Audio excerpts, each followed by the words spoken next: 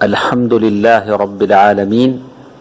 والصلاة والسلام على أشرف الأنبياء والمرسلين نبينا محمد وعلى آله وصحبه أجمعين۔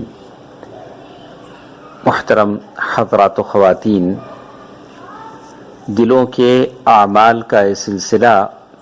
ہم سن رہے ہیں، اور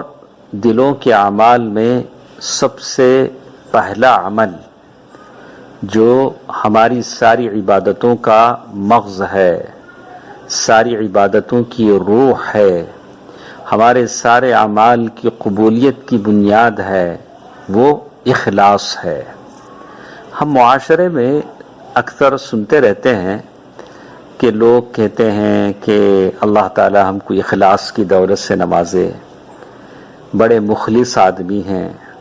لیکن کبھی کبھار مجھے اور آپ کو سوچنا بھی چاہیے کہ یہ لفظ ہمارے زبانوں پر اتنا زیادہ ہے جو ہمارے دلوں میں نہیں ہے۔ دلوں میں اخلاص کی دولت ہونی چاہیے، اللہ تبارک و تعالیٰ سے اس کی توفیق مانگنی چاہیے، اور آدمی سمجھے کہ واقعی اخلاص ہے کیا۔ ہم تو زبان سے بہت بولتے ہیں، بہت زیادہ اس لفظ کو استعمال کرتے ہیں، لیکن اس کی حقیقت کو سمجھیں کہ یہ سارے اعمال، دلوں کے سارے اعمال میں سب سے اہم اخلاص ہے، سب سے بلند اخلاص ہے، اور دلوں کے اعمال کی بنیاد، اساس اخلاص ہے۔ اور یہ گزشتہ سارے انبیاء کی دعوتی زندگی کی چابی تھی اور بنیاد تھی، جیسے اللہ تبارک و تعالیٰ نے سورۃ البینہ آیت نمبر 5 میں کہا، اور اسی طرح اللہ تعالیٰ نے سورۃ الزمر آیت نمبر 3 میں بھی کہا، الا للہ الدین الخالص۔ محترم دوستو، عزیزو، ماں اور بہنوں، ہم اخلاص کے بارے میں جاننے کی کوشش کریں گے۔ اللہ تبارک و تعالیٰ ہمارے اعمال کو قبول فرمائے اور ہماری نیتوں کو خالص فرمائے۔ بے شک وہ دعاؤں کا سننے والا ہے، اور وہ ہر ایک کی دعا کو سنتا ہے۔ سب سے پہلی چیز کہ اخلاص کے معنی کیا ہے۔ یہ عربی لفظ ہے، اور کسی بھی لفظ کے معنی کو دیکھنا چاہتے ہیں تو سب سے پہلے زبان کے اعتبار سے دیکھیں گے کہ لغہ، زبان کے اعتبار سے اس لفظ کے کیا معنی ہیں۔ تو یہ اخلص فعل سے بنا ہے، اخلص یخلص اخلاصا، یعنی کسی چیز کا بالکل خالص ہونا، یعنی اس میں کسی طرح کی کوئی ملاوٹ نہ ہو، بالکل خالص چیز ہو، جیسے اللہ تبارک و تعالیٰ نے قرآن مجید میں بھی اس کا ذکر کیا، الا عبادک منہم المخلصین۔ تو اسی لیے کہتے ہیں کہ اخلاص کے معنی زبان کے اعتبار سے ہیں کہ کوئی بھی چیز جب بالکل ملاوٹ سے پاک ہو جاتی ہے تو وہ اخلاص کہلاتی ہے۔ اور جب شریعت میں جب ہم اسے دیکھتے ہیں، کہتے ہیں اخلص للہ دینہ، کوئی بھی آدمی اپنے کسی بھی عمل سے صرف اللہ کی رضا چاہے، اور اللہ تبارک و تعالیٰ کے علاوہ کسی اور کو وہ اپنا کام نہ دکھائے، ریاکاری کو چھوڑ دے، صرف اللہ کے لیے خالص اس عمل کو کرے، تو اسی لیے کلمۃ التوحید، اس کو بھی کلمۃ الاخلاص کہا گیا ہے۔ کلمۃ التوحید، اس کو کلمۃ الاخلاص کہا گیا ہے، لا الہ الا اللہ والاخلاص فی العبادہ والطاعہ۔ جب اخلاص کی بات عبادت میں آتی ہے، بندگی میں آتی ہے،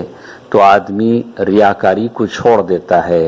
اور پھر کوئی بھی کام کرتا ہے تو صرف اللہ کے لیے کرتا ہے۔ جیسے علماء کے اس سلسلے میں مختلف معانی اور تعبیر علماء کرام کی ہے کہ اخلاص کسے کہتے ہیں۔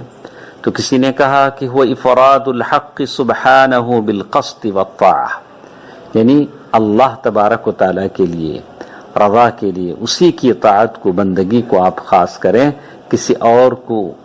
اس میں شریک نہ ٹھہرائیں، اس کو یکتا مانیں۔ اور کسی نے کہا ان یکون العمل للہ سبحانہ لا نصیب لغیر اللہ فی،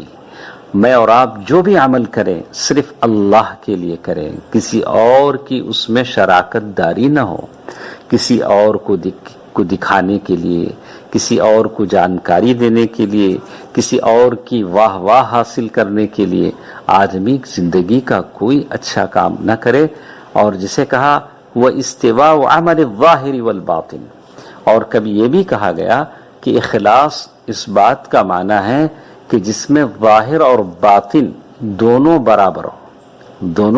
ہوں۔ ابن قیم رحمہ اللہ نے ایک اور تعبیر میں کہا تصفیۃ العمل من کل شائبہ،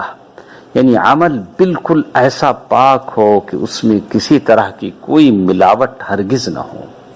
کوئی ملاوٹ نہ ہو، نہ تو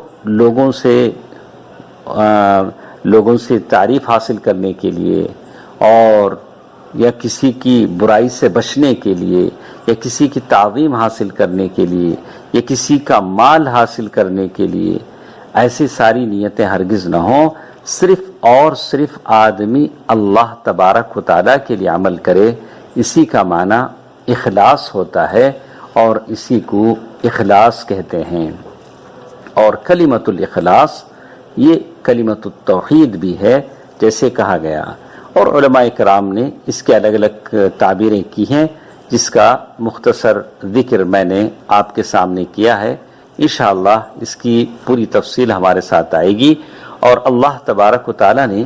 قرآن مجید میں سورۃ البینہ میں بھی اخلاص کا حکم دیا کہ آدمی مخلص ہو، اور اللہ کے نبی صلی اللہ علیہ وسلم نے خود کہا سورۃ الزمر آیت نمبر 14 میں قل اللہ اعبد مخلصا لہ دینی،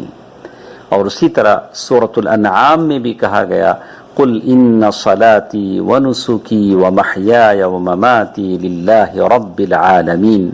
لا شریک لہ وبذلک امرت وانا اول المسلمین۔ محترم حضرات و خواتین، اخلاص کے تعلق سے بہت ساری باتیں میرے اور آپ کے سامنے ہوں گی، تو ہماری کوشش یہ ہوگی کہ اس لفظ کو زندگی میں ہم بہت زیادہ زبان پر سنتے ہیں،